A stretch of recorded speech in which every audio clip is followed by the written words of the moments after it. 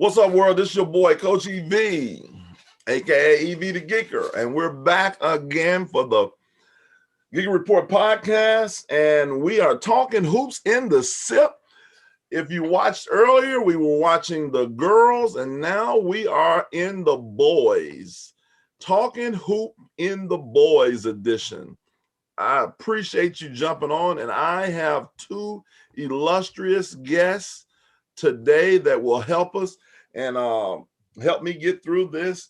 And I have the up and coming young guy from Southern Sports Platform, a special young man. I mean, he has taught me, he's younger than me, and he's been teaching me some stuff I didn't know.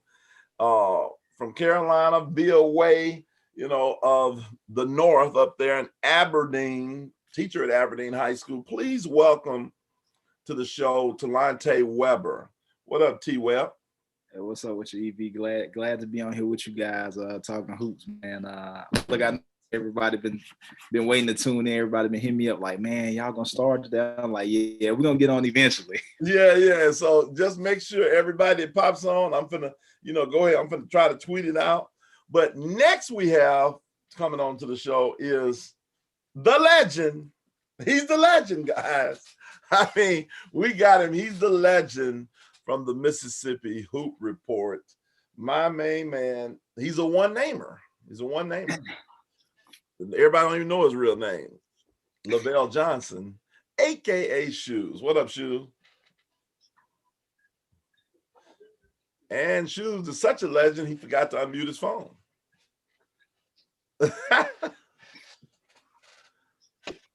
All right, guys. Here I am. There you go. Yeah. Listen, if everybody, watching, please share and let people know that we are on live now. And I'm going to let them know and come to the Geeker Report podcast YouTube channel for the link and to be able to watch the show. We appreciate you guys coming on. And both shows, I didn't say this in the last one, but let me go ahead and give a plug out to one of my sponsors, Tatum & Wade Law Firm, located right here at 124 East of Meat Street, Jackson, Mississippi.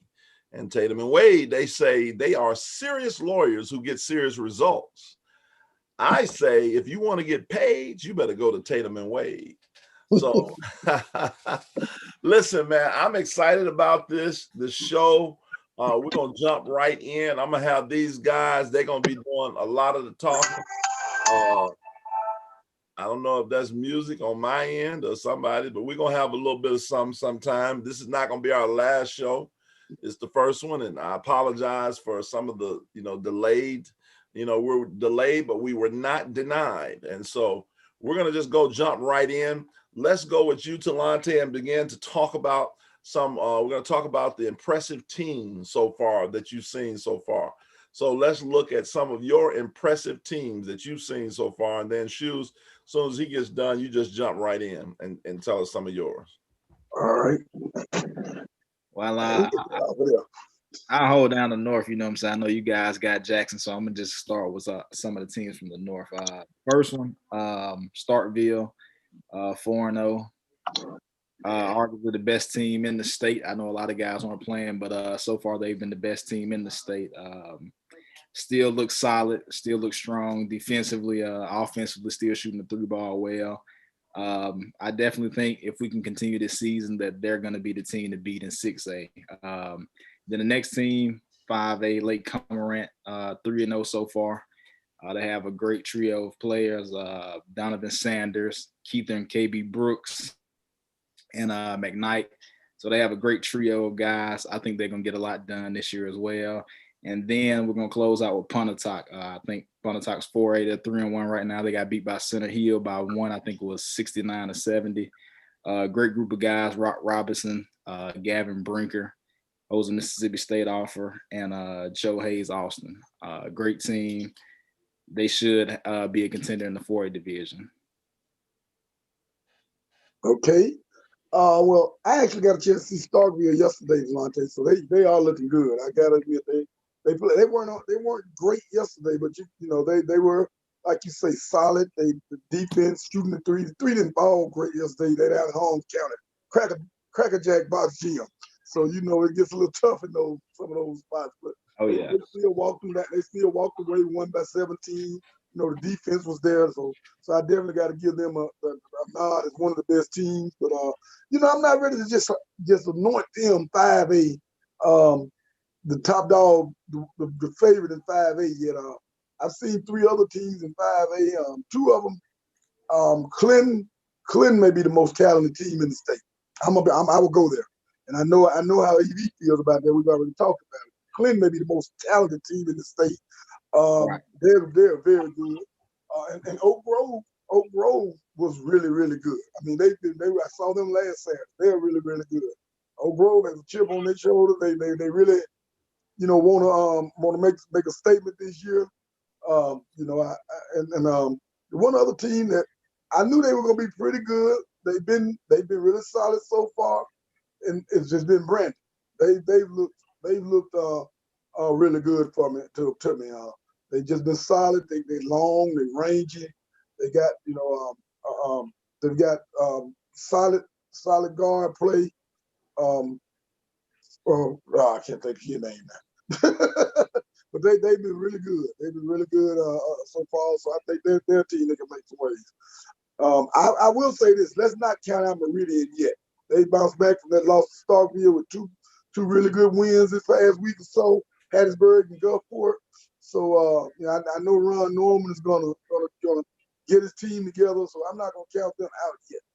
Right. And to their defense, that was their first game versus Starkville. So you know what I'm saying, that's a tough team to play for your first out. I remember 2 years ago they lost their first game of the season in a blowout to Biloxi, and they were the ones that sent Biloxi home later in the season. So I don't doubt that Ron's gonna get them playing a lot better ball. Right, and Poe looked really good for them that night. I did see them at Starkville. Poe looked good. I guess some of the jumped on. Yeah, he looked real good that night.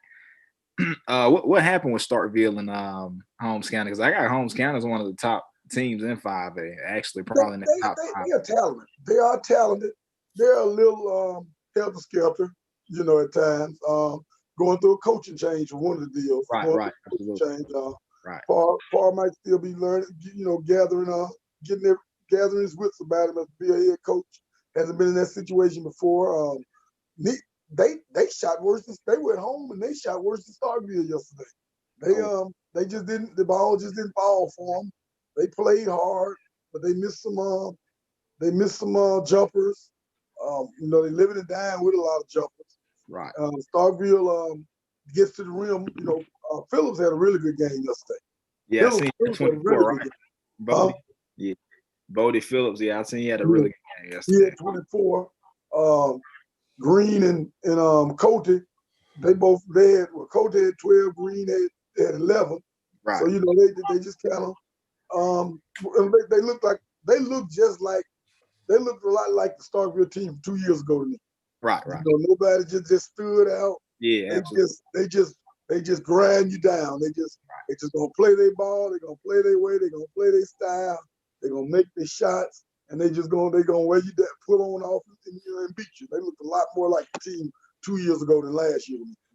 Well, let me jump in and say I've only seen a few teams, and so I can only go on what I've seen. I did happen to see Holmes County Central. I think I saw them play at Holmes Junior College. I think they are very talented. I think you're right, Shoes, with the new coaching change. They're making an adjustment there. I think they're a team. They're going to be a tough out. They just play so hard. Right. They got some players, the little guard. They got nickname players, man. Mister. I mean, Mister.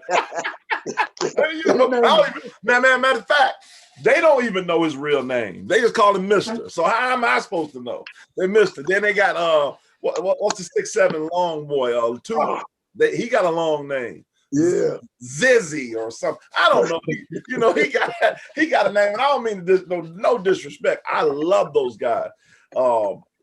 He's inside. They got a shooter who's about 6'2", who can shoot the basketball. I know y'all probably thinking, man, EB, it's your show. You should have these people. Man, I apologize, but they're dogs. He was off yesterday. He couldn't buy a bucket yesterday. Okay, he couldn't buy one. Yeah, he couldn't buy one yesterday. But I know he's a shooter also. Craig Krieger or Krieger or whatever his name is like that. He just wasn't on yesterday. Yeah. So and then I put how did Rowe play? They call him the young bull. Rowe, I think he's number 1, the little guard. he was good. He led them in scoring. He was the one player that got a lot done yesterday. Rowe. Oh yeah, I like him. I had seen Holmes County had played Callaway up at ICC in was it February? Yeah. He was trying to challenge Ruffin the whole game. I was like, yeah, I like him. That was my first time seeing him play. I was like, yeah, I got to keep eyes on him for sure. Yeah, they got some talent. And then they're young. Lavorius Thomas. Lavorius Thomas is the 6'7" guy. Yeah, the 6'7" kid. Yeah, I remember that from the book back then. But he got a nickname, and I hope somebody type it in the chat in the comments, and maybe that'll help us. But hey, they're legit. I also saw Terry play because I'm waiting for the big finale.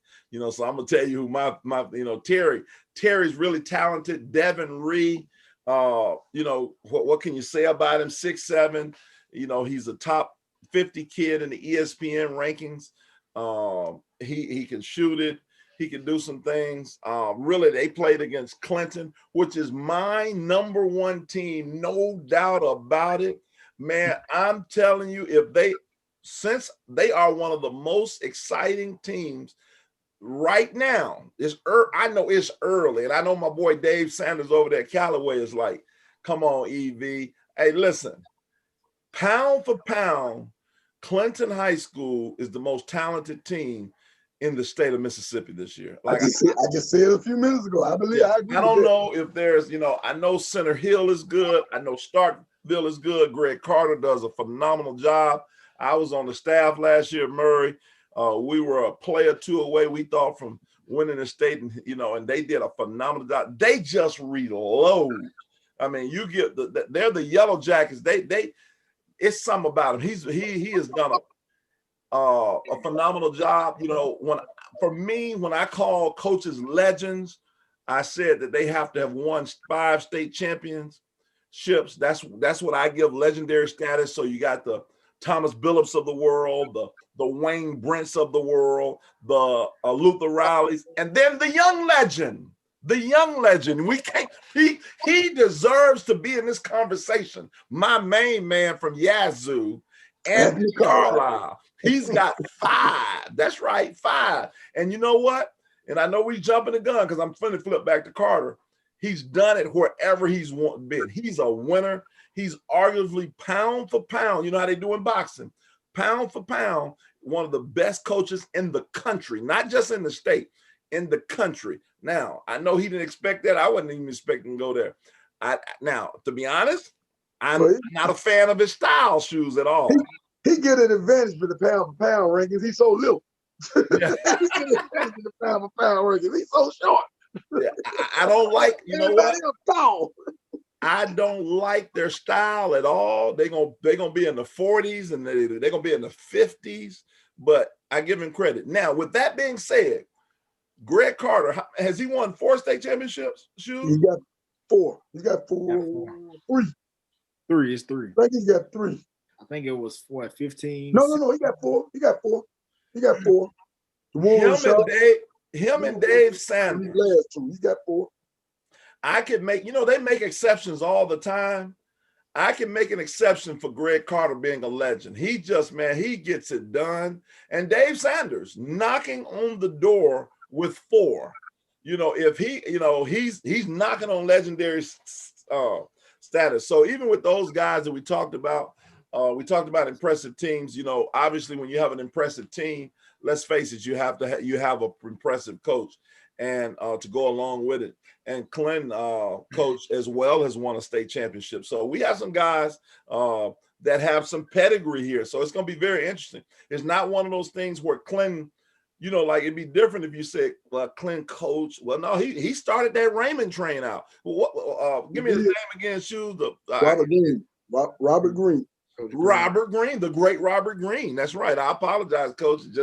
I lost your name right then. But so Clinton right now, if you want to see a dunk show, oh my goodness, You want to see some guys get up and down the court? That is the team to watch. And I know guys right now are saying, EB, get off there. You know, I know y'all say I'm swinging, but I'm going to swing on Clinton right now because they swinging on some rims, baby. I'm swinging, and they going to swing on y'all too. So when they swing on you, on them rims, when Jeremiah Foster, remember that name, number 34, going to hit the dome. He's excited. He's excited. Oh, he's Darvin Ham. He's Darvin Ham. That's a great comparison. That's who he is. And then I'm gonna tell you the other kid, Michael. Welcome, Michael Bell, to this conversation.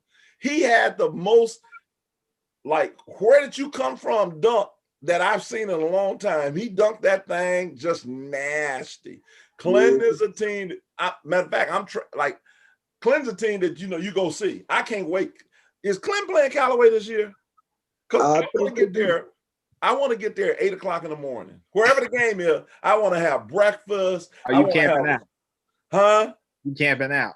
That's it. That's it, Telante. I'm camping out. That's what I want to get a tent, man, because that's going to be, whoever the big wigs that Clinton playing this year. And see, people realize Clinton should have beaten Starkville last year. But you know, it's hard to come to the nest and win, man. You know. Yep, they got it done. They came back. Clinton was up. I heard 7 with about 90 seconds left to go. And Starkville was just a team of destiny. And based on Telante, what you're saying, and even Shoes saying, Starkville is one of the more obviously. Them and Clinton, we would probably have to say are the two creams of the crop. Let me ask you this. Tell me some teams you would say that I know Shoes, I got to pick on you right now. You had Harrison Central #1 in your first. They ain't won a game. Talk to us, Shoes. I mean, no, they won a game. Look bad, dog. They won a game. Oh, they beat. They won a game. They started off 0-3, but they won a game. Okay, they won one. Okay. Yeah, they beat Long Beach early this week. They guard. They got to get their backcourt together, man. They still getting things together. They lost the backcourt. I thought they got a lot of talent, but they still got to get it together. When you talk about disappointing teams so far, you got to put them at the top of the list. You got to start with Harrison to keep going. Hey, shoot, you put that pressure on them. I still think they're gonna be a tough out later in the year. They're gonna get some things together. They're gonna be a tough out later in the year. You'll still make some rounds into the playoffs. They're gonna be a tough out. But right now, if you're talking about disappointing teams, you putting them at the top, putting them right at the top of the ladder. It's so early. It's hard to say who else has been disappointing because nobody else has floundered yet. Really like that. Gulfport took some losses. I thought they'd be a little better than they were. Gulfport took a couple of losses. Meridian went in there and beat them the other night. And you can say, let me jump in real quick. Y'all say what you want. Starkville beat Meridian. I know Meridian, no question, is a great, coached by a great coach, great tradition. But to get pounded by, I don't care if that was your first game, to get pounded by like you did by Starkville, that's got to be embarrassing. I know Coach Norman was, I kind of saw some of the things he put on Twitter and he was real professional. He was real, he did a great job of giving Starkville credit, but I know he went off on them boys because I know our show would have been like, man, y'all got to be, that was embarrassing. And they bounced back with 2 really good road wins since then at Hattiesburg and at Gulfport. They bounced back with 2 really good road wins behind that loss to Starkville. That's why I'm saying that you can't count them out, man. I ain't gonna count him out. He's too good of a coach. Yeah, he's gonna get him. Yeah. Now, granted, to their defense, you know what I'm saying, that night they came to Starkville, I was there. They just got beat by the better team that night. I mean, Starkville did pretty much whatever they wanted to. Got to the rim, shot the 3 ball, defended. I mean, they just made them look. They made them look like JV guys out there. Pretty much, that's what they looked like that night. So, let me ask you this, Telante. I'm gonna put you on the spot.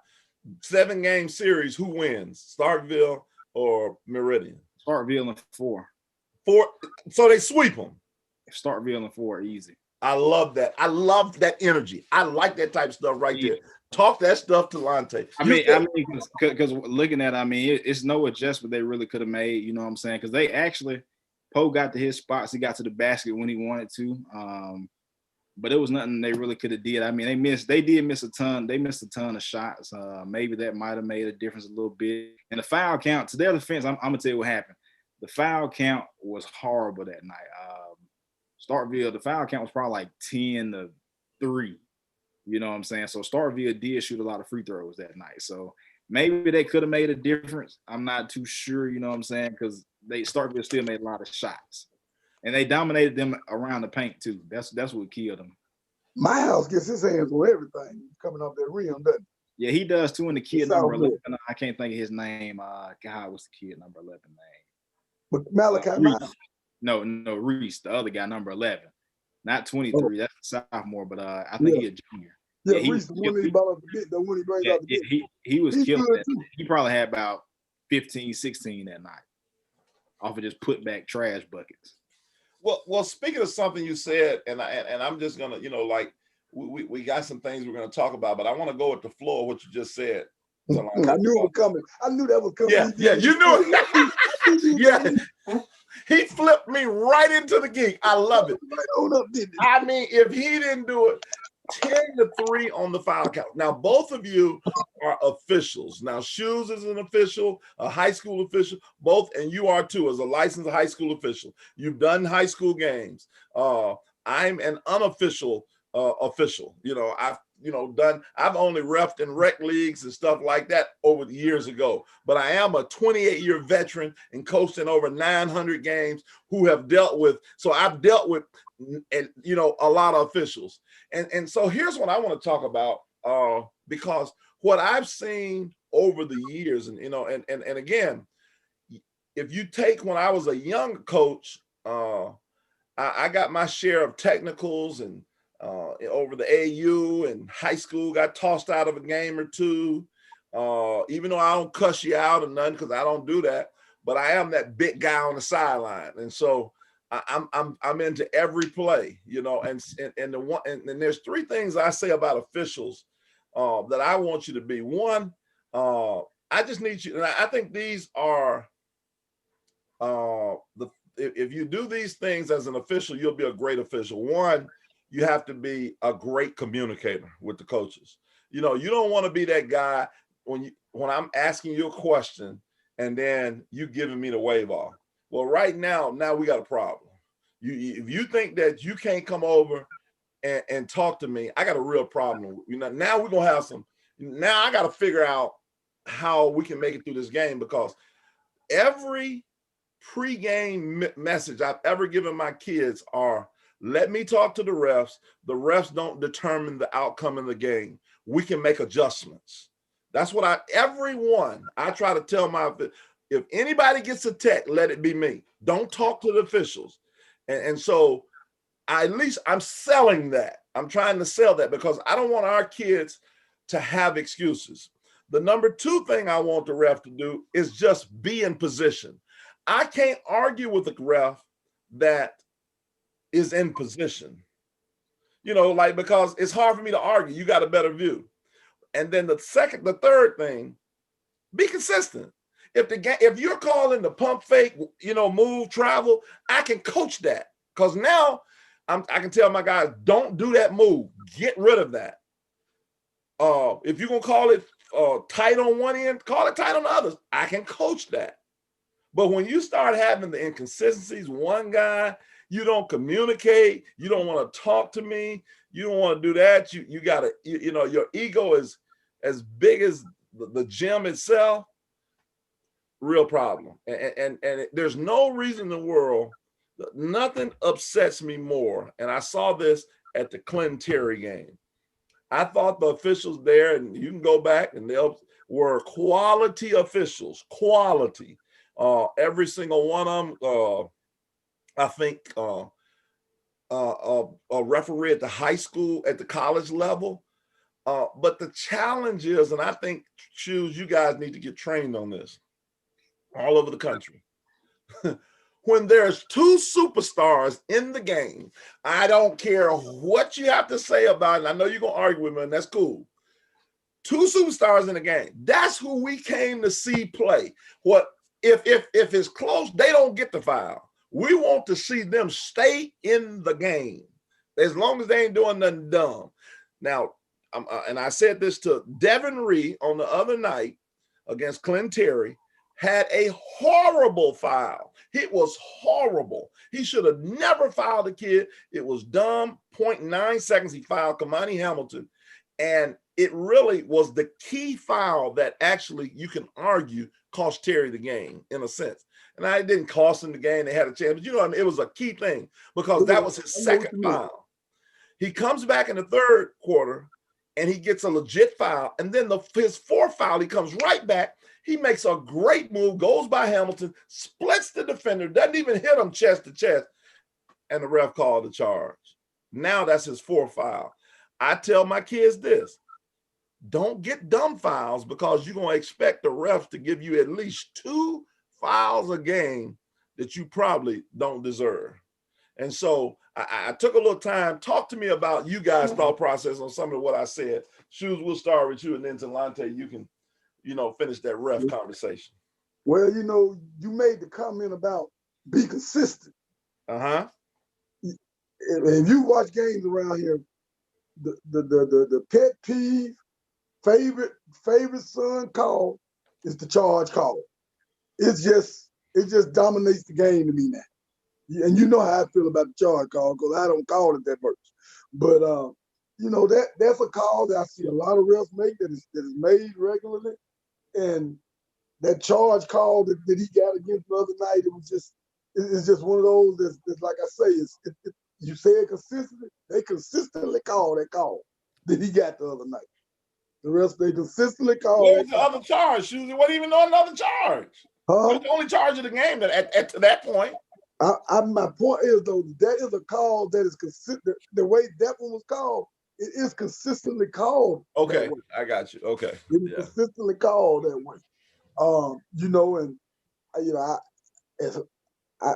used to it now. If you go kind of knock a guy down, of course, if there's a crash, somebody hit the floor, usually there's going to be a whistle in the high school game a lot of times.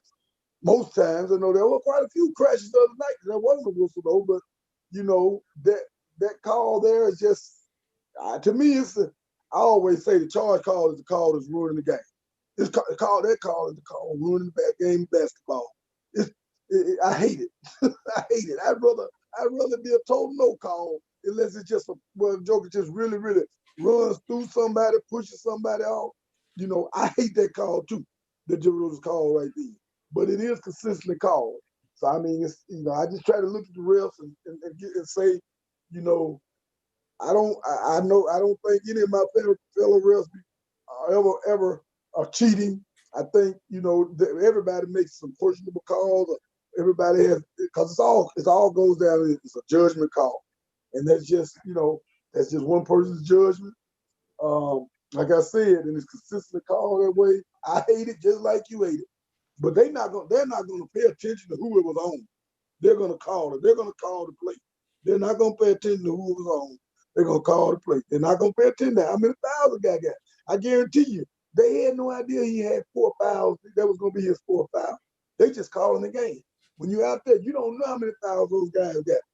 You don't know. You just calling the game. So it's hard to fault them, in a situation like that where a star gets a foul. And like you say, he shouldn't have got that woman at the end of the first half.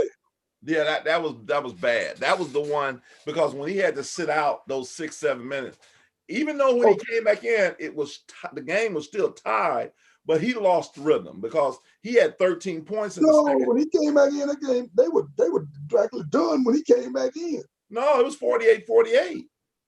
When he came back in, it was 48-48. Was it? Yeah.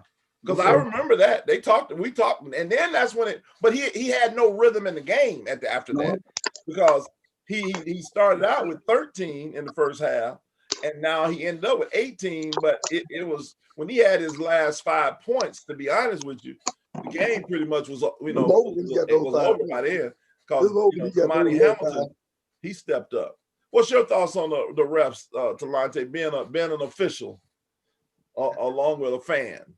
Well, me, you know what I'm saying? I wear so many different hats. I look at it from a coaching perspective, a fan perspective, then, you know what I'm saying, a recruiting perspective, because I pretty much know everybody, every game I go to a ref, like in the North, they know me, I know them. So, you know what I'm saying? The coach is like on a first name basis with me. So, most of the time when I'm refing the game, like say a Pontotoc or Houston, like any of the top teams, I go by Talante. So, you know what I'm saying?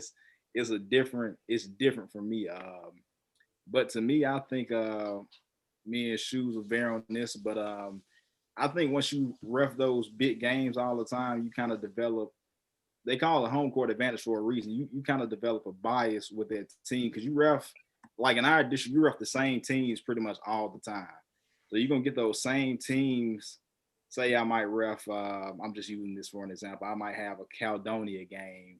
I might ref those varsity games probably like 5-6 times a year. So you seeing those guys all the time. So you kind of got a relationship with everybody in the gym. You know what I'm saying? From the front door people to the security officers to the people at the table. So you kind of do develop that bias. So I know in Jackson it might be a little different, but you got I'm sure they use the same people to ref those big games. And I'm sure the other night, Clinton versus Terry, I'm sure they probably had the best officials that they felt was in their district to ref that game.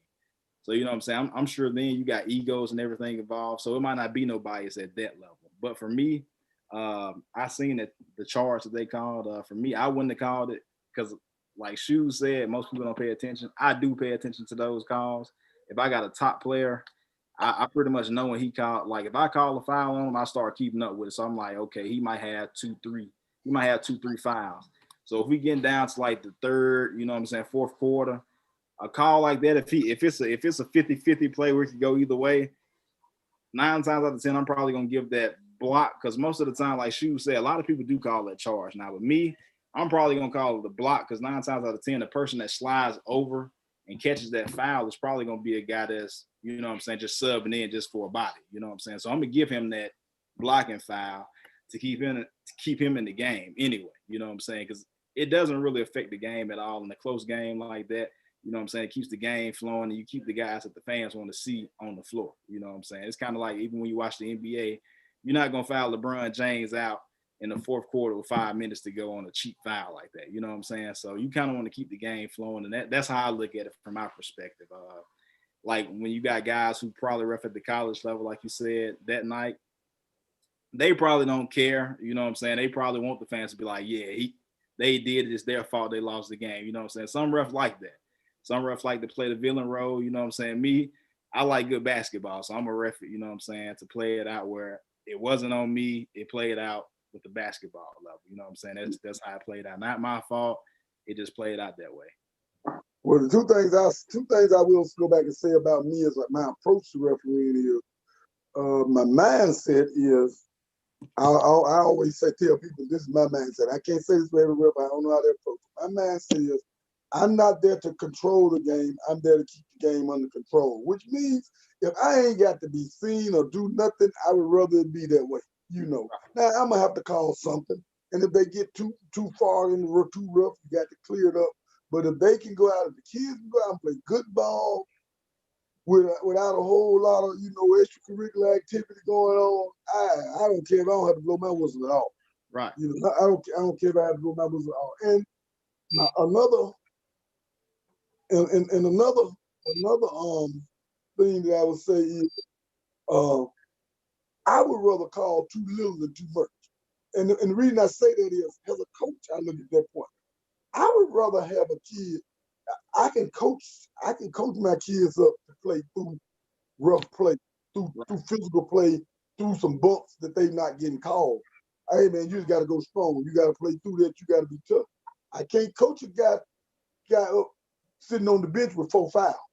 You know, he's sitting on the bench and he got 4 fouls on the bench. I can't do nothing with him. So I'd rather the game be a little more loosely called, and guys get to play. I agree with you all there, you know, but I take that point for all kids. You know, I'd rather be loosely called and all of them play, you know, and just let them play. Let the kids decide the game.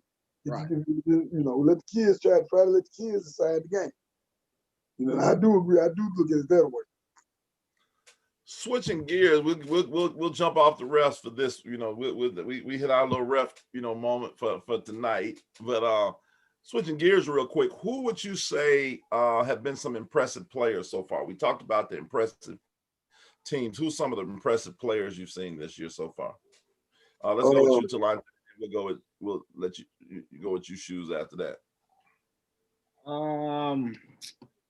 So far I haven't. It's only been a handful of games. A couple of the guys that start, you got Eric Green, Coty Young. Let me see who else from that team. Vogt has been playing pretty solid. Then at center hill, you got the two guards. You got Laws. I can't think of the other kid's name. He's Harrison. Both of those have been playing pretty solid. Now, I know they're missing a couple of key guys, but they're 3-0 right now. Center hill. I think they're going to be, up there as a contender at 5A also as well, because they have a good coach and they still play the same way as well. Then you got Donovan Sanders over at Lake Cormorant. He just had a 38-point game the other night. He's been playing pretty solid. Then the other kid, KB, over there at Lake Cormorant, he's been averaging about 18 or something like that a game also. Then at Pontotoc have been solid. Joe Hayes, Austin, he's a junior. He's been playing lights out. He had like 18, I think, verse two below that, not two below, Hollis Springs, that opened the game when Rock went down. Gavin Brinker had a solid game versus Columbus. That was his first game the other night coming back. Then over at Columbus, you got Blake Burnett, the little point guard. He's a senior. He's been playing pretty solid. Last year, he averaged about 18 points and probably about 6 assists a game. I think he's one of those top, a top 5 point guard in that senior class.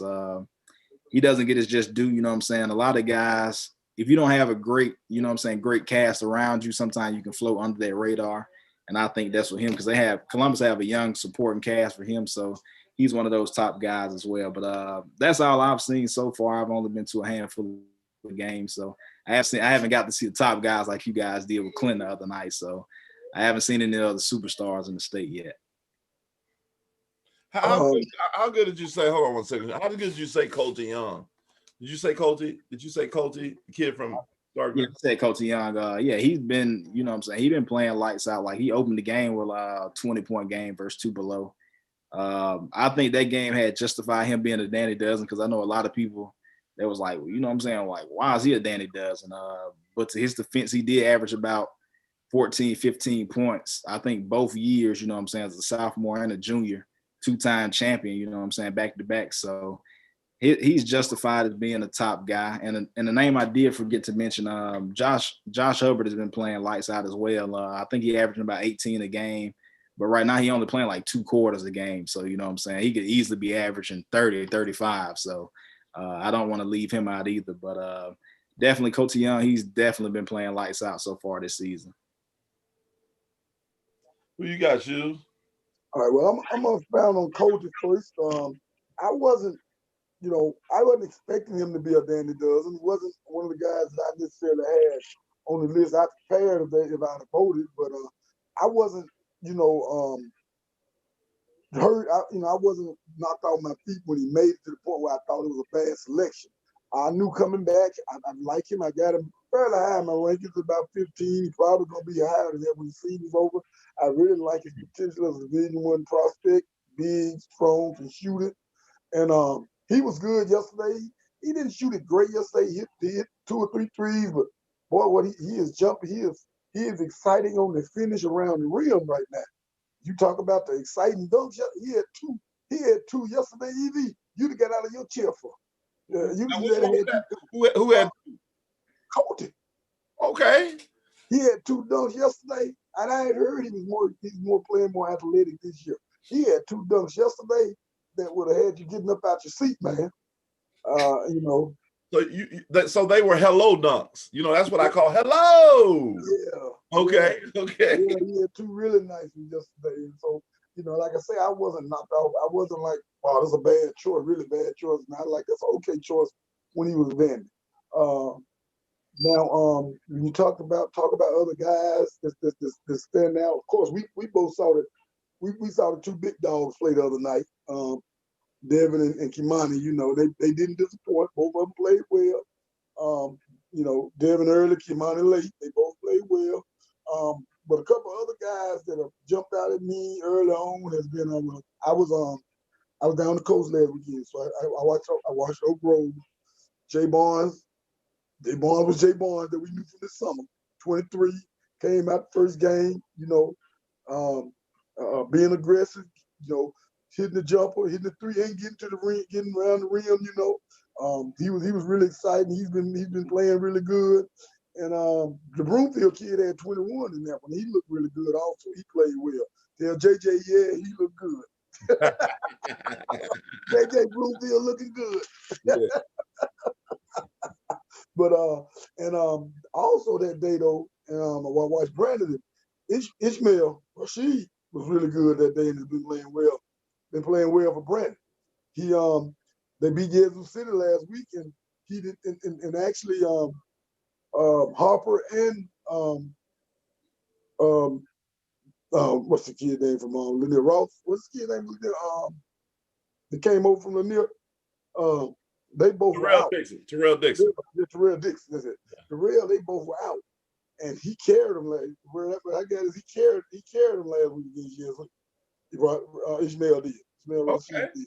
So he's been playing really, really well. He's been playing really, really well. Those two guys are two guys I definitely, want to make mention to how well they've been playing. Barnes and Rashid, and then of course Broomfield played well. I was glad to hear that. I haven't seen Meridian yet. I was glad to hear Telante say that Poe played well because I really like Poe. I really like Poe as a player. So it was good to hear him say that he looked pretty good in that game. I look forward to seeing Meridian sometime soon. Of course, Jabari Robinson. We're not gonna forget him. We saw him with that 28 point outburst the first game. I think it was 30. 30 ball. Yeah, 30 the ball. First game, we were there. Both of us were there. Okay. Well, I was there. Where weren't you at? No, you weren't there. Where you be that day? Was it West Jones? Yeah, against West Jones. Okay, yeah. I was there. Yeah, he was really good that day, and I like him. I wouldn't have voted him a dandy this year. He probably would have been there for next year for me, but I tend to lean toward the upper class a little bit that have earned it. But he's another kid that I really like a lot. That I like a lot. He's been really good. Oh, and of course Devin Carter that started off with a bang. A 45 and 44 point, another 35. He started off with a bang. He and Jay, they got the chips on their shoulder. They didn't make dandy, so the rest of the world got to pay for it. That's right. Devin Carter. Yes, sir. He is like right now, he's averaging over 30, because you talk about 44, 45, 25. I ain't the greatest in math, but I know he's averaging over 30. And 35. That's 35. Okay, yeah. That's 35. He's putting on a show right now. He's letting you know that he should have been a dandy in that. And I like that. See, that's what I'm talking about.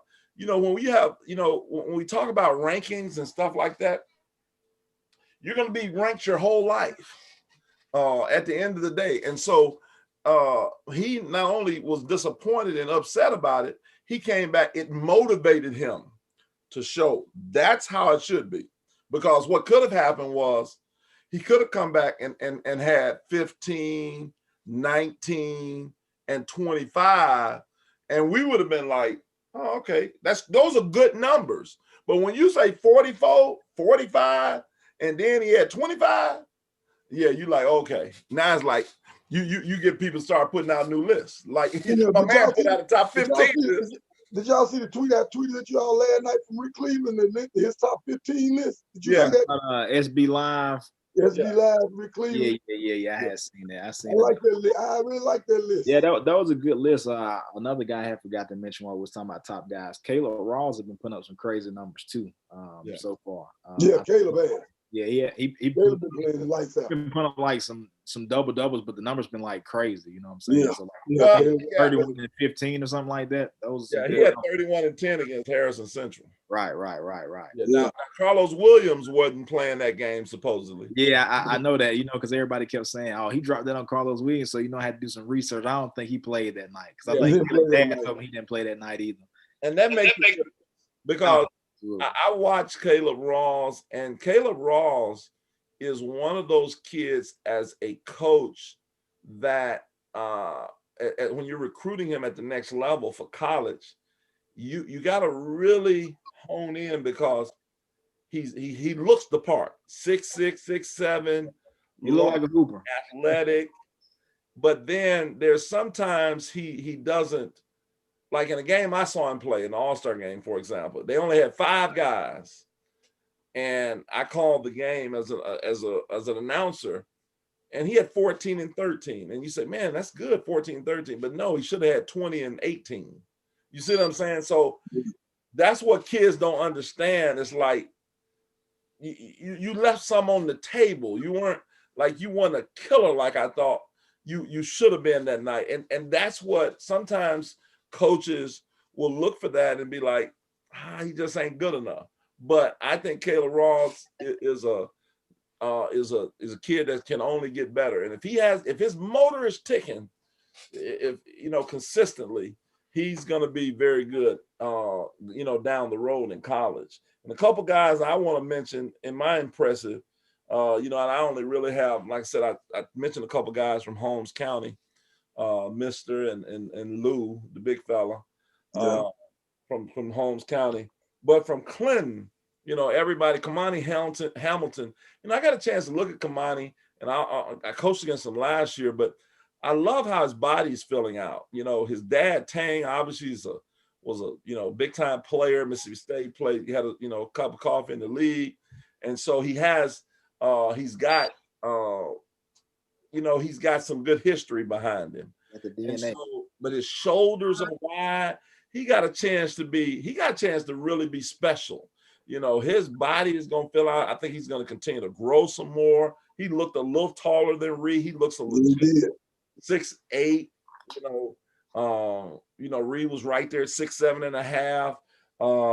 He looked well, and like I said, I love these two kids would definitely be, and I'm gonna release this, and I'm gonna have you guys, we're gonna do this on the show the next time but these two kids, I'm gonna give you a couple what I call underrated kids, unsung heroes, but they're critical to the team. Clinton got 3 of them at least. That I just sticks out to me. The 6'4" kid, Malachi Martin, he just came out of nowhere. I mean, he hit 3 bombs, and then he had a Tayshaun Prince like block on a big time block that night. And then he blocked Devin Reed. Devin Reed had an easy layup. He got a piece of it. He was a big piece, 6'4", 6'5", really, on the wing. And he's a kid. I was like, where he come from? Because I didn't see him last year at all. And Jeremiah Foster, just a man child. He's just it ain't even fair. He was jumping last year, but he jumping higher now. And I tell you another kid that gets left out of a lot of these conversations, Omarion Lust. Yeah, Lust from Clinton. His game is not the prettiest in the world. He ain't gonna razzle dazzle you. He ain't gonna go left that great, but he gonna go right really, really good. And every night he finds a way to get 12 to 15. And the other night, they didn't call one play for him, but he ran down offensive rebounds. He was just in the way. He's gonna be a very, very, Lutz has been a big part of their team the last couple of years. I mean, he's been a big part the last couple of years. He's been starting. He's like a 3-year starter, I think. Yes, he is. So he's been probably one of their most consistent players over the last couple of years. He's capable of having some big outbursts, as a scorer for them, because I have seen some games where he had some big outbursts. I wouldn't call him, to me, and you might be right, to most people, to me, he's not a sleeper. I've known he's pretty good. He had a solid game in the All-Star game when they were down there. And, he finds a way to just, like you say, what I like about him is he's really good at getting to his spot for that pull-up jumper of his, the little pull-up of his. He can hit the 3, but he can really make that hard dribble down, 2-3 dribbles, and then stop on a dime and pull up and after he got you leaning back, that's where he gets a lot of his shots at like that. You know, and of course he hit a little runner going to the goal also, but he's been key for him. But yeah, those two other guys you mentioned, Jeremiah and Malachi. I mean, I deal with Amari's dad and Bass's dad a lot. And Bass's dad had always said that Malachi was they had a kid over there, Malachi, that could really play. That did play that much last year. So, you know, it was really interesting to see him have that outburst in the first game. Like and Bass is another kid. Clinton got several of those guys that besides Kamani, where everybody else, you know, they got the point guard. They got Bass, who's a leaper. Yeah. He's capable of dunking on somebody and just changing the game. I mean, you know, they got guys, they got game changers within the game that aren't named guys. I think Hamilton will probably be the lead scorer of the year, but you'll see everybody else have their moment to shine. That's right. Throughout the season. There won't be one other person. Maybe Luss. I think Luss is going to probably be consistent with his scoring. But all the rest of the guys, they're going to have opportunity to share. Because like we talking about Jeremiah. Jeremiah never 4 points. But boy, that's all he had. 4 points of the game. They was just super exciting. I mean, he didn't have 4 points, but they were the most exciting 4 points of the game, probably. Other than the one Bell, 2 Bell got to start the game. He's arguably, though, I'll say this because I coached against him, and I can tell you this: no disrespect to Kamani Hamilton. I'm giving you a little insight here. He's the most feared person that we feared the most on Clinton, because he just does all of the scrap work. He gonna block shots. He gonna get. He's just a dog, and he commands the inside for them, and he allows. You know, the other night, Kamani, I kept up with everything, and Kamani has to get better on this. He really impressed me offensively, but he got 0 rebounds. That's unacceptable for a 6'8" kid in high school. I mean, he just got to fall into 1 or 2. So that's something he has to work on. He's a high major kid. We looked at probably two guys who go to the right school, the right things happen. They could be playing for some money one day. Yeah. You know, they should, worst case, they should be playing overseas one day. That's worst case. That's worst case. You know, and the the ball, you know, tapped around, you know, they might be playing, you know, with the right place. They can easily be released. You know, the 2 other kids I wanted to throw out there though, for Terry, you know, we talked about DeCorey Porter, the point guard. Yeah. Man, I mean, what you talking about? He's another one I would call underrated. The epitome of solid. He just, to me, blossomed. He just came out of nowhere. I didn't. He does it. He started last year. He started all last year at the point. He started all last year. Just don't remember him. Yeah, he started all last year, and he was the same way last year, just solid. He's just solid all the way around. He's actually grown, though. That's it. About 6'5" or so now. You know, he's 6'5". Huh? He ain't 6'5". He about 6'2". Yeah, 6'4", 6'5" to me, man. He got bigger, but he ain't 6'4", 6'5". He about 6'2".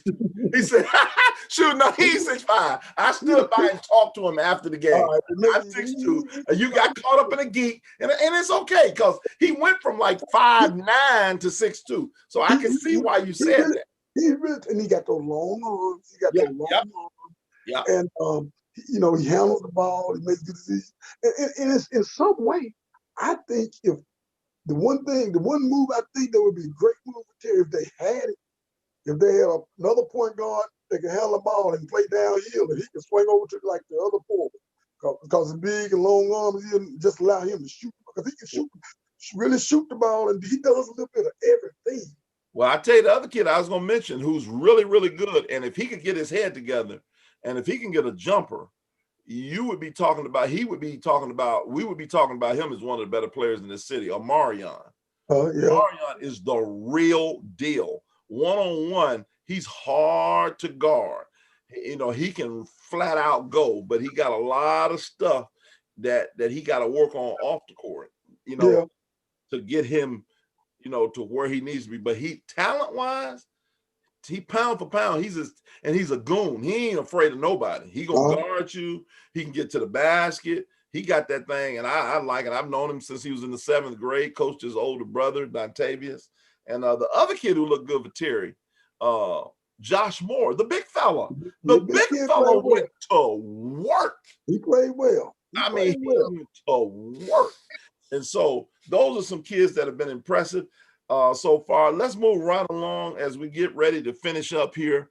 Man, I appreciate you guys. These next, we're going to just coming on. We're going to do this again. And next week, well, about 2 weeks from now, we pretty much have done our, top 30 regardless of class. But right now, we're just going to go into, let's look at who you would consider your top 5 point guards, top 5 wings, and then we said post, but I'm calling them forwards because to me we don't have enough true post.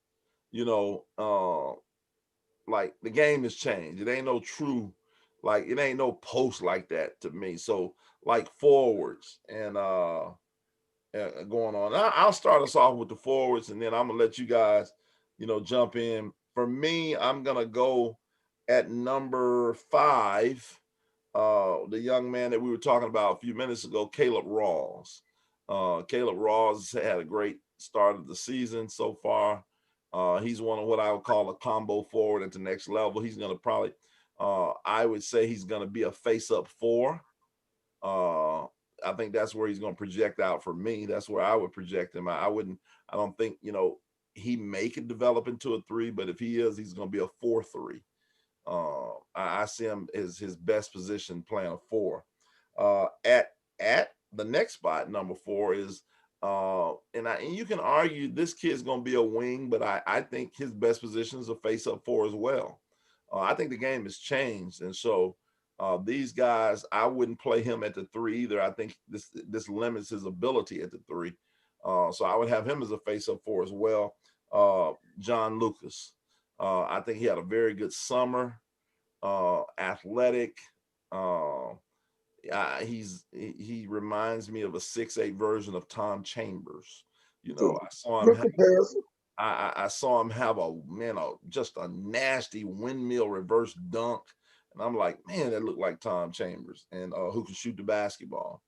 My third guy who, when you look at consistency in his high school career, and it's hard, and he didn't make the Dandy, and I saw some things online. They were really upset about it, but it's so hard because he did, on one hand, he's had a great high school career, no doubt in my mind. But I thought too, he should have been a Dandy Bait if you go with all of his accolades. But I thought he kind of plateaued. I was looking for a little bit more as far as developing as an athlete, but I realized that's not what he was in Caden Laws from Center Hill. I got him because I think at Pine Bluff, for me, again, I know you people, I don't know, EV. I think because I coach in the SWAC, I would love to have him as my 4-3 guy again because he's right at the 6'6". He could be a 3. He could play the 3-4-3 for sure. But here's why I would put him at the 4, because he would be a matchup problem. I don't think he guards the wings as well, from what I've seen, and I could be wrong. And I know Coach Mueller going to let me know if I'm wrong. If he's watching this, Coach Mueller, one thing he's going to let you know, he is going to be an advocate for his, his players. So, but for me, I see Caden Laws as that kid in the SWAC who can be because they play 4 out 1 in, he's going to be a matchup problem for those guys on that. And number 2, I got Joe Dupree. Joseph is going to Jackson State. Joe really is arguably is out of these 5 the most skilled out of all of them.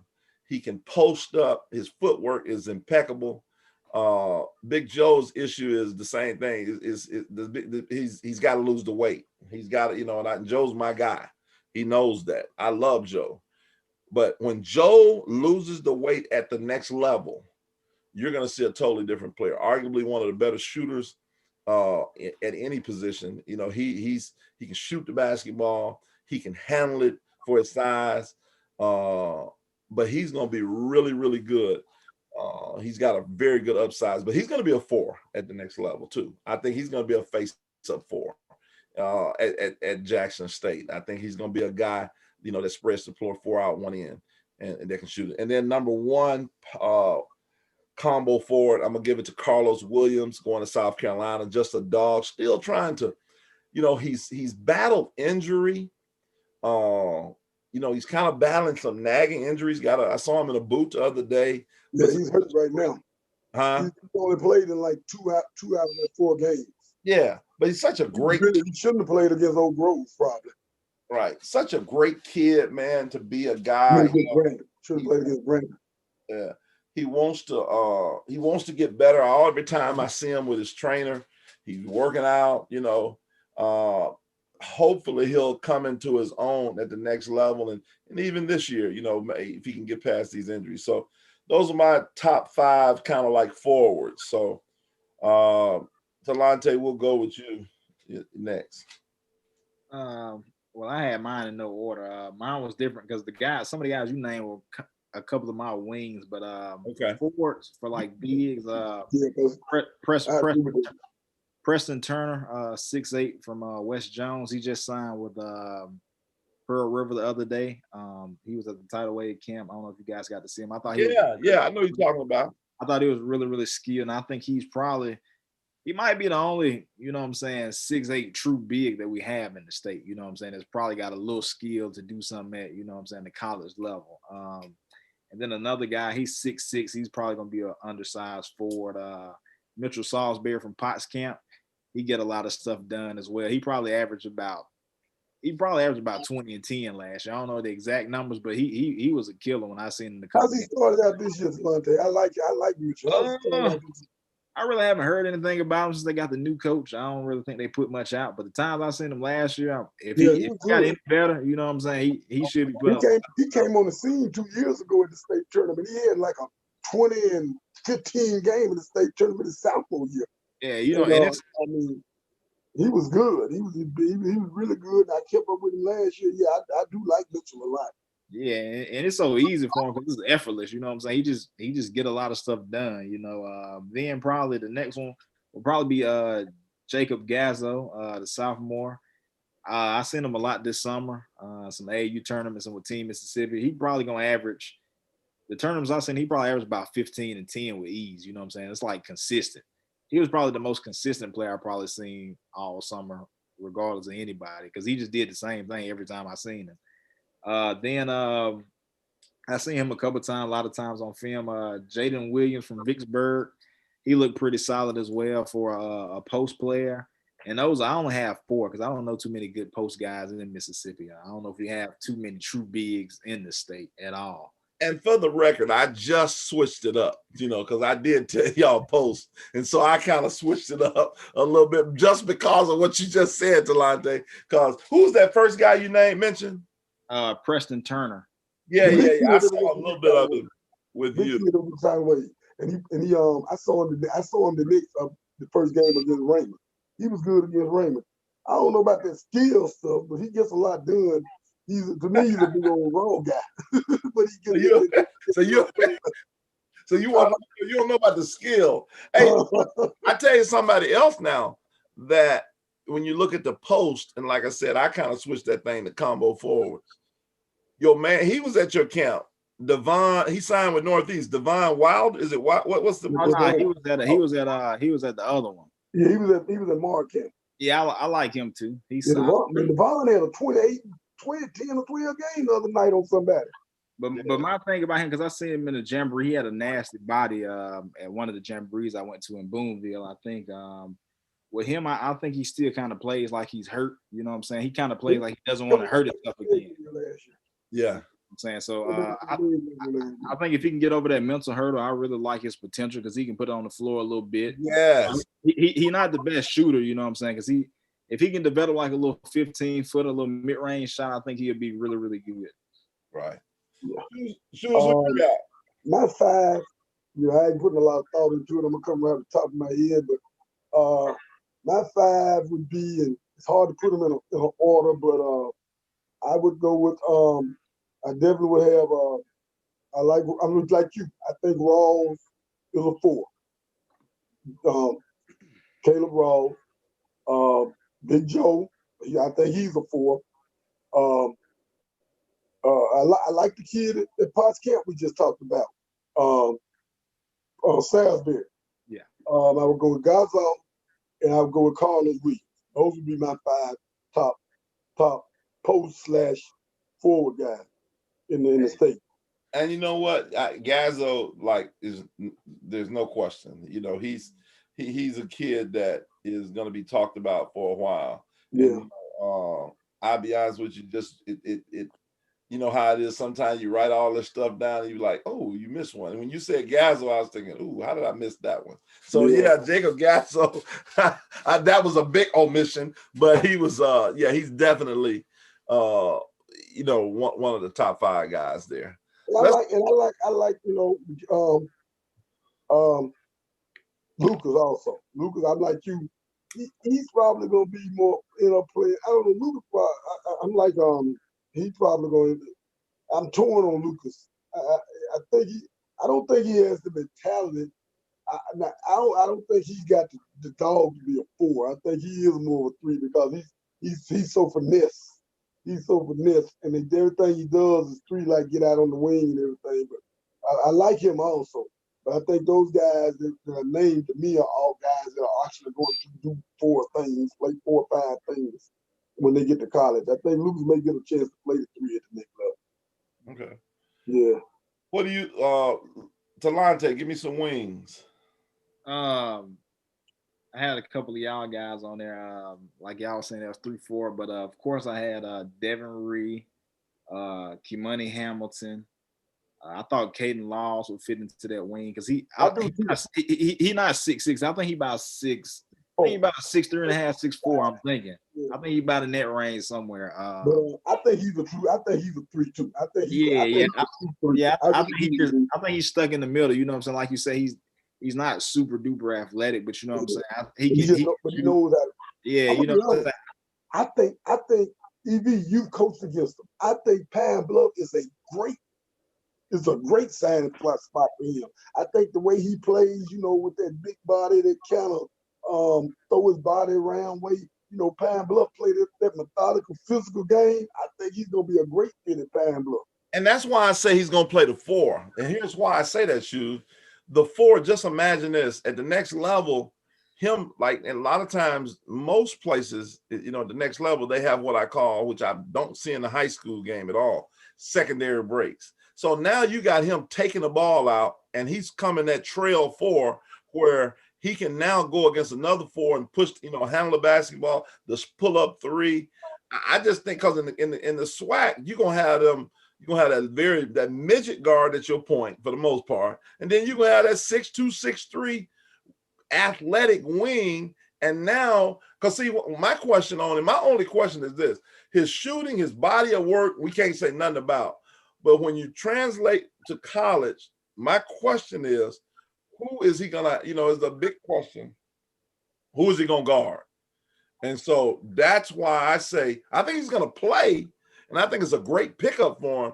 But for me, why I call him a combo forward, well, like I said, I can see what y'all saying. I can get with you on the 3. Think he'd be more better as a stretch 4. But a stretch 4. That's for me gonna be my stretch 4 because my selling point to him is I want you to be a matchup problem. What 4 now is gonna be able to guard him? That's kind of how I look at that. And with his big, strong body, I think he'll be able to bang and do some of the other stuff. So that was kind of my thoughts, on him at that, So I, that was my thought. Did you have another one, Telante, or was that? I had a couple. What I'm saying, a couple of the guys y'all had mentioned, like John Lucas. I pretty much fit in with Shoes. I think he's gonna probably play the 3 in college.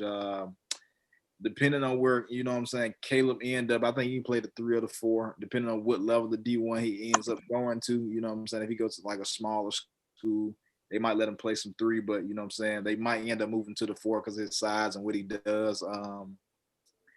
And then Carlos, I really don't know where they're gonna use Carlos at on South Carolina. I think that's gonna be interesting to see where Frank Martin uses him at because he is athletic. You know what I'm saying? When he's healthy, I think he can do a lot of stuff. He can handle the ball a little bit. He can shoot.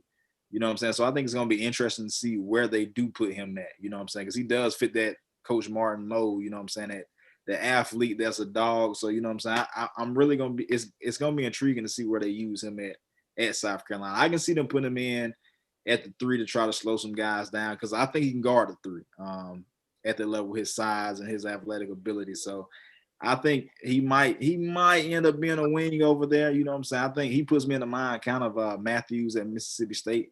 I think that's what Matthews playing, right? The 3 over there. He's got him at 3 right now. Yeah, you know what I'm saying? I think he can do the same thing over there at South Carolina. Okay, what you got, Shoes?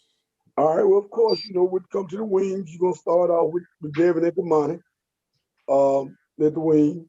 My next wing would probably be Josh Lee. I mean, I know he's only 6'2", but he's a wing. He's a wing. He's a 2 guard. I don't care what they trying to do with him over there, Hartsfield, or what I've heard. People want, some people crazy. He's a wing. He's a wing. And he would be he would probably be the next wing behind those 2 for me. Following that up would be Caden. I like Caden. I agree. I like Caden at 3. I think he's a 3. And behind him would be probably Lucas. Would be Lucas as a 3-man. Those would be my top 5 threes. I think that come off the top of my head right quick. I didn't get a chance to sit down and ponder this before we talk. You sent me the list, but I've been busy all evening. So I'm kind of coming off the top of my head with all this, with these lists, with these. Well, you can do that, Shoes. You're a veteran. You guys can do that. I can give you that. My 4, I got 4, and the 5th one I'm still just wrapping my head around. But my 4 are, obviously Devin Reed and Kamani Hamilton. And then I have who I think is going to be a wing / combo. I don't think he's a true point. And I don't think he's going to play point at the next level. For me, I want him scoring the basketball. This is just my thought process. Devin Carter.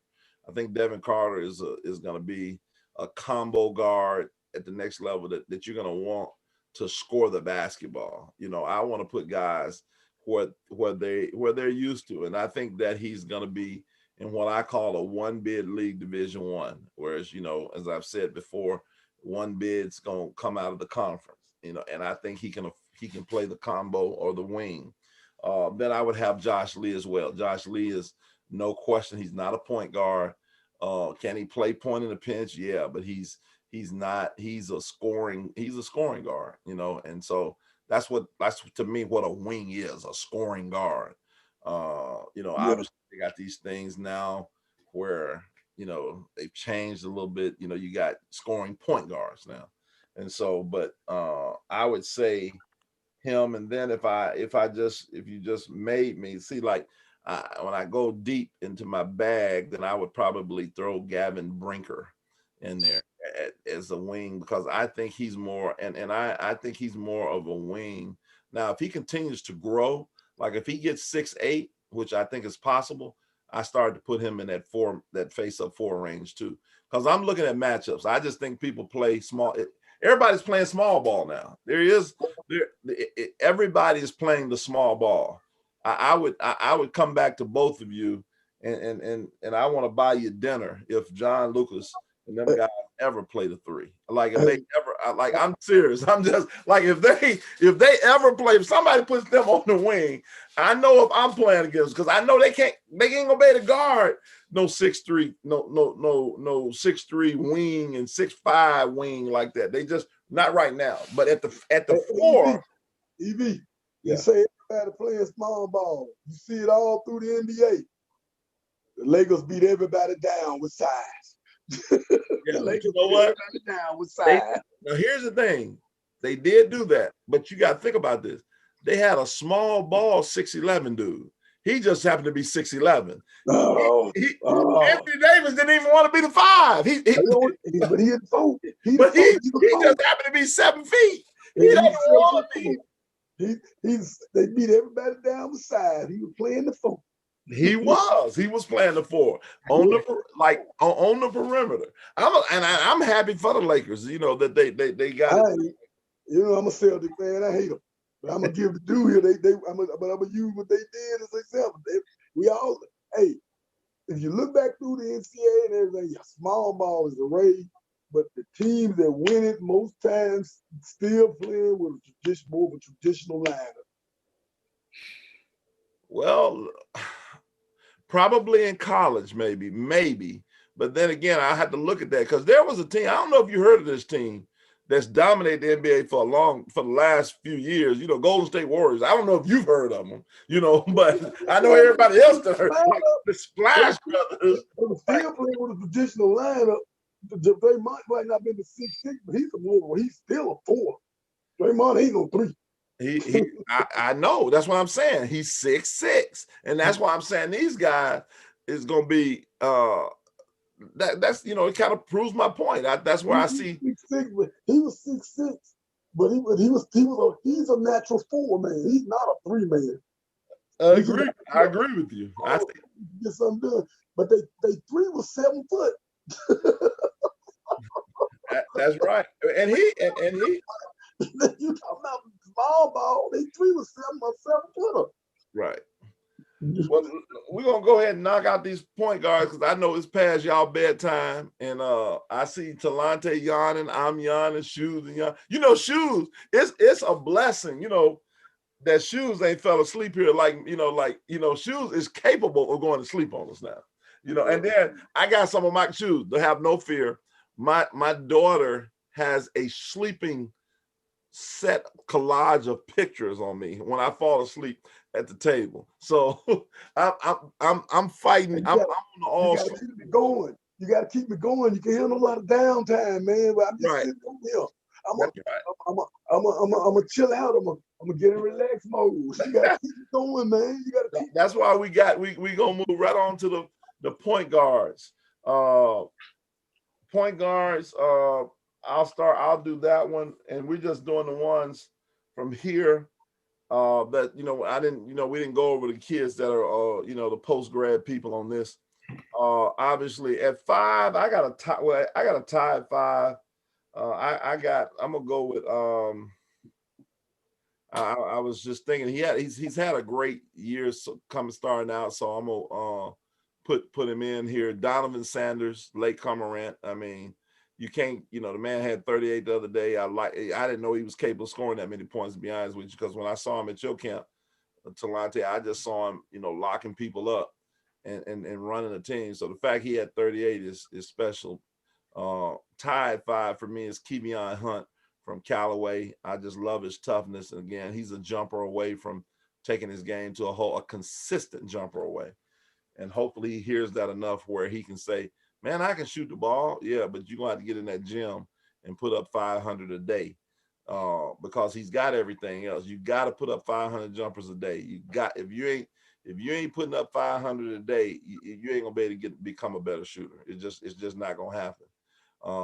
I think that he's got some toughness. He's athletic. So that's number 5 for me. 4, Jay Barnes. Jay Barnes had a great summer.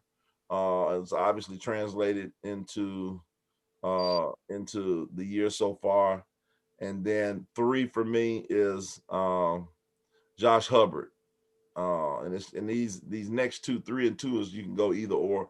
But Josh Hubbard is a kid, 2023, is special. He's averaging, like you said, 18, but he's only playing 2 quarters a game right now. They're blowing people out. He's an easy 25 to 30 point scorer if he played all 4 quarters. And then so he's gonna be, just easy, athletic, he's explosive, already holds some high majors offers. And number 2, Rashad Bolden. You can't pick against Rashad Bolden. This man stole us. He was a freshman on the first championship with Garrison Wade, who was the leader of that team. And then Rashad Bolden comes back and upsets Velma Jackson, and he faces doubles and triple teams a lot, and he still puts up 25 a game. He's just, he's the consuming point guard. And then at one, the number one, who to me is the head of the class, is not, like it's there's a major separation. Deshaun Ruffin, number 21 player, in the country. Like it's not even close. To be honest with you, it's just like he's truly a man among boys, and I think that he's one of the best players. He's one of the most exciting players to come out of Mississippi in a long time. Besides, since my favorite player, which I wasn't even living here, Malik Newman. Malik Newman was one of my favorite players, and who is somebody I love, and Deshaun Ruffin is in that same. He's in that same conversation. Who you got, Telante?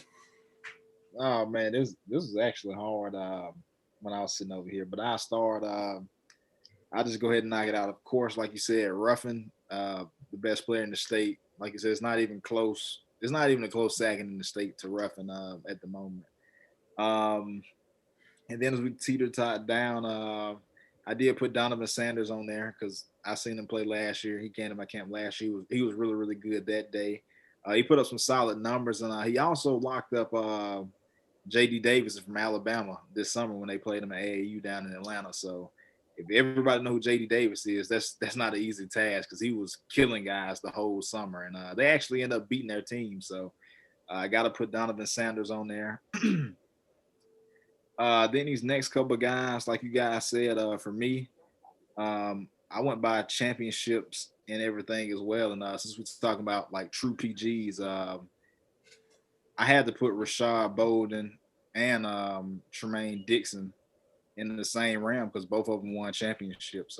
Tremaine, he does the point guard job, so it'd be hard for me to leave him off of that list. I know a lot of people probably don't, what I'm saying, think he's one of those top guys, but for me, if I'm looking for a point guard to run my team, he probably one of the top 5 people that I'm gonna pick if I want to get some wins. If I got a great supporting cast around to run my PG spot. Then of course we got Hubbard. You can't leave Hubbard off. Dynamic young guard, super explosive. I think he's really starting to turn that corner, find that killer instinct to just go ahead and assassinate guys. I'm missing somebody. And probably the next two, I think these guys are pretty much the same. I might be missing somebody. I think Devin Carter and Jay Barnes are probably like pretty much the same. Both of those guys score. Both of them can put the ball in the hole. So I think those guys, that's 6 people for me, or might be 7, but I think those are the top guys we have at the guard spot in Mississippi right now. And I gotta jump right back in because I don't know how I forgot the best passing point guard, and it's not even close. The best pass first point guard to me, and I don't even know. Like I said, tomorrow. You can't go to practice tomorrow. You're a name. Jamal Esco. Jamal. You can't go to practice tomorrow. Jamal Esco, because I'm not coaching this year. So, but Esco, I got to talk about Esco. Esco is the most unselfish pass first point guard. One of the first best I've ever been around. He, I'd be remiss, without saying his name because he's no question a kid. I think he's a Division I kid, and I think that people should definitely. They're going to miss out. He can run my team anytime. And I'll take Jamal Esco against any of these kids we name. He ain't afraid. He at least he ain't afraid. I give him that, So Jamal Esco is my guy, So I had to come back with that. Shoes, go ahead and wrap us up. Now what I'm going to do is I'm going to do a different thing here. I'm going to take the guard position and I'm gonna break it down into 2 lists. Okay. True points and lead guards. That's right. Lead guard, true points and lead guards. Yeah. I'm gonna put lead guards first. Lead guards are guys who primarily play the point, but they score a lot. They, lead guard. To me, when I say a lead guard, they handling the ball, but they score. They really kind of score first from the point. Okay. So that's, of course, start with Deshaun Ruffin as a lead guard. Josh Hubbard is a lead guard. Devin Carter is a lead guard. Yeah. Jay Barnes is a lead guard. Those four level I call top. They are lead guards. Now, you can't forget. You gotta put Rashad Bolden as a lead guard too now. You can't I forget think about. Rashad's more of a point. I think Rashad's more of a point. You can't forget about Kevion Hunt as a lead guard too, because I think you know what I'm saying. And you know, I was thinking that I was kind of teetering whether Kevion was a lead or a point. I think, yeah, you're right. He probably does fit more of a lead than a point. I kind of teetering. He kind of. I ain't figured out, you know, yeah, if he's a real lead yet, but he, you know, he kind of does play that way. The points. This is my list, EV. I think Rashad's a true point. Right. He has to score, but he's a true point. Gotcha. I think Rashad has to score to a lot, but he is a true point. But I would take Rashad Bolden. I'm with you. I love Jamal Esco. If I'm talking about just flat someone that I think is going to run a team, going to get that done for me, I would go with Jamal. I haven't seen his merch of him, but he does impress me this way. He has been impressive. I've been watching his numbers. I've been watching how he's playing. And I think Donovan Sanders does deserve to be on this list. I think he's more of a point guard than the lead guard. You know, he's more of a true point.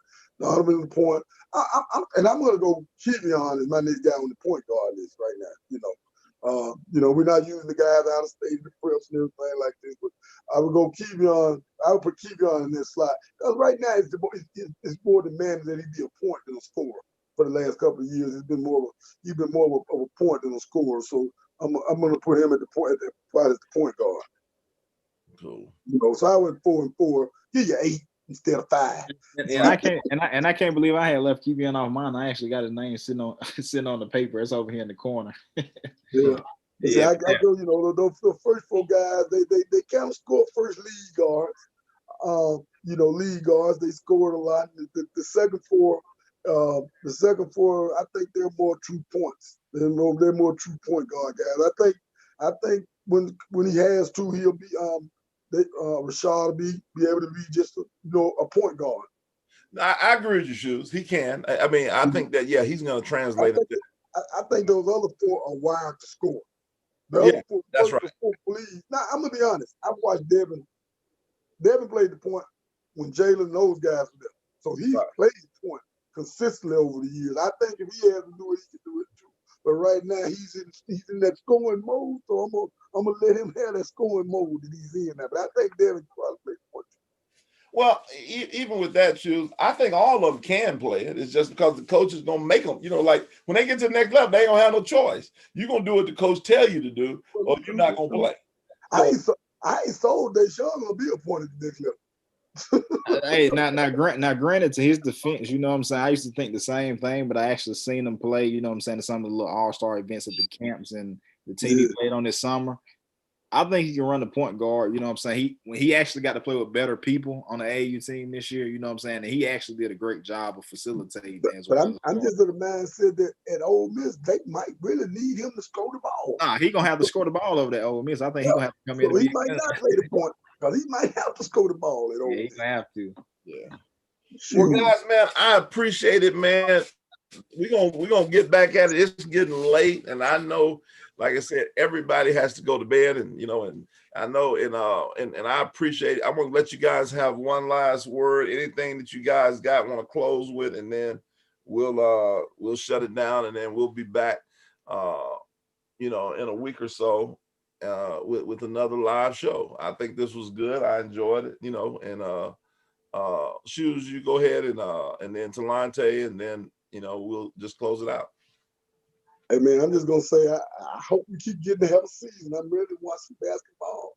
I'm hoping when this thing works out, you know, I'm ready to see the get into December so we can see what these JPS schools going to look like, you know, when they start playing. And just you know, I look forward to seeing more and more teams than I've seen so far, because there's still a lot of teams I haven't seen, and I look forward to that. I really look forward to that. Okay. And I'll probably be releasing a new ranking. I may try to do a new team ranking this week on Mississippi. It's kind of tough. Sounds good to me, Shoes. Hey, it's kind of tough with the limited games, but I may go and try to do a new team ranking this week. Yeah. Change the team rankings around. A lot of folks like to wait around Thanksgiving before they put that through the other one, but I might go and fight it this week. Hey, it's gonna be an ever evolving thing, you know. It's gonna be up moving all year long. You know, I don't have a problem with hey, this is why I saw it now. That's how I saw it later. Hey, you already know they're gonna attack you anyway, so it don't even matter how you do it. Hey, But for me, you know what I'm saying. I had fun doing the show. I look forward to doing it every Sunday. Like I said, for guys that we might have missed, you know what I'm saying. You guys had the opportunity. If you got games this week to put up some good performances and get some wins, you know what I'm saying. So maybe we'll be talking about you next week on the next show. But as far as that, man, everybody just stay in the gym. Like they said, the uncertainty surrounding the season. It is like a, you know what I'm saying, more of above probably 50% chance that we might end up canceling the season, just in case you guys haven't heard about that. well, I So, know that's what I mean when I said we have. Hopefully, we have a season. yeah, you know, so it is 50-50 right now. And even if it did get canceled, guys, just stay in the gym because it's just so much uncertainty surrounding basketball and sports, period, not just basketball in the state. So, don't let that discourage you. You know what I'm saying? Stay in the gyms, keep working, and like I said, if you do get a chance to play, you know what I'm saying, this week, it could be the last week or the week after that. So go out and, you know what I'm saying, try to put on your best performances. That's awesome. Yeah, it's unfortunate, man. The world, there's no question, we're in a state of um, just up in the air. The whole world is. And so our prayers need to be, you know, praying for not only our country, but for our state and for all of these kids, because some of these kids, this basketball, all they have, you know, and it's unfortunate that's the case, but that is that. And we can promise you this. I'll say this. I've already, you know, talked to Talante a little bit since he threw that out there. If something were to happen, we got something for you. So just keep that in the back of your pocket too. And because there's our kids need, you know, outlet to express themselves, and a lot of times they do it through basketball. So man, I'm excited about this. I'm excited about this Talking Hoops in the SIP Boys edition. We'll be back you know, next week. And for Shoes Johnson, Telante Webber, I'm Coach EV, aka the Geeker, saying good night, good evening.